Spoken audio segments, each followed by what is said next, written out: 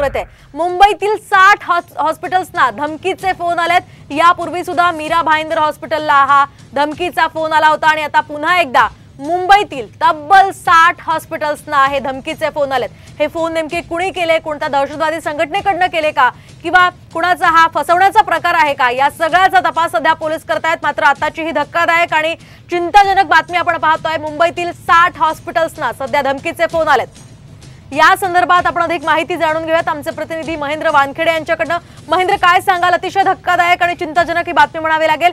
काय अधिकची माहिती या संदर्भात मिळते? बरोबर आहे। एकंदरीत सकाळी 9:30-10च्या सुमारास जे आहे मीरा रोडच्या वोकार्ड हॉस्पिटल जो आहे त्याच्या ऑफिशियल मेल आयडी वरती जो आहे तो एक धमकीचा मेल आला।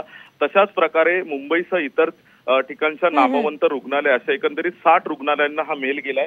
या मेलमध्ये रुग्णालयात स्फोटक असल्याची माहिती मेलद्वारे देण्यात आली। त्यामुळे कुठेतरी एक प्रकारची खळबळ माजली। घटनास्थळी पोलीस तसंच बीडीडीएस पथक देखील पोहोचलेलं आहे आणि हा संपूर्ण रुग्णालयाचं जे आहे ते सर्च ऑपरेशन करण्यात येत आहे। कुठेही अशा प्रकारचं साहित्य अद्याप आढळून आलेलं नाही। मात्र पोलिसांनी नागरिकांनी घाबरू नये अशा प्रकारचं आवाहन केलेलं आहे आणि पोलिसांचं पथक जे आहे त्या मीरा रोडच्या वोकार्ड हॉस्पिटलमध्ये देखील सर्च ऑपरेशन करत आहे।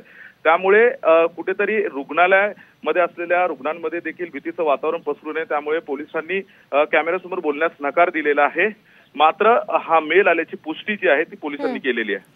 अगदी नक्कीच धन्यवाद दिलेल्या या सविस्तर माहितीसाठी महेंद्र। आपण पाहतोय यापूर्वी मीरा भाईंदर हॉस्पिटलला हा फोन आलेला होता आणि आता मुंबईतल्या तब्बल 60